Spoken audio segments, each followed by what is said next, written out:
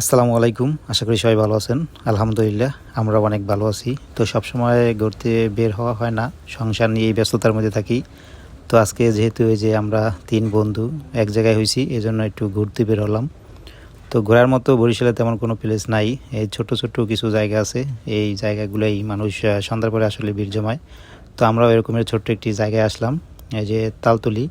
তো এই জায়গাটার নাম হয়েছে জাদুর চা পয়েন্ট। তো জাদুর চা পয়েন্ট হলো যে বিখ্যাত চায়ের জন্যই।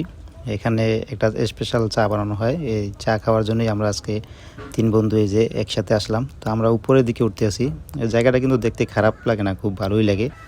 ঝাড় বাতিটাতে দিয়ে পুরো একেবারে ঝাঁকজমক একটি জায়গা। তো আমরা উপরে উঠলাম। উপরে ওঠার সময় আমরা চা, তারপরে চাল ভাজা, বাদাম, রসুন, এখানকার খাবার যেটা আর কি, দেখেন এটা কিন্তু উপর থেকে দেখলে কিন্তু খুব সুন্দরই লাগে। তো এরকম একটি জায়গায় সন্ধ্যার পরে ঘুরতে আসলে কিন্তু বেশ ভালোই হয়, খারাপ হয় না, বেশ জমে যায়। আর যেহেতু আমরা ৩ জন বন্ধু আজকে আসছি, তো বন্ধু মানেই তো চায়ের আড্ডা। চায়ের আড্ডা ছাড়া তো বন্ধুদের আসলে গল্প জমে না। তো যাই হোক, এই জন্য আমরা আসলাম এখানে। তো এই যে আমাদের অর্ডার চলে আসছে। তো এই যে দেখেন স্পেশাল চা, এই যে মাখা মাখা চা, এটাই মূলত এখানকার ভাইরাল চা। এই জন্যই মূলত মানুষ এখানে সন্ধ্যার পরে আসে এই চা খাওয়ার জন্য। খুব সুন্দর হয় এই চাটা।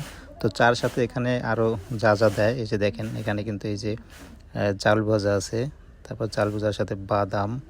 এই যে আমি আমার বন্ধুরে বলছি যে দেখাও, এই যে চাল ভাজা, বাদাম, তারপর রসুন।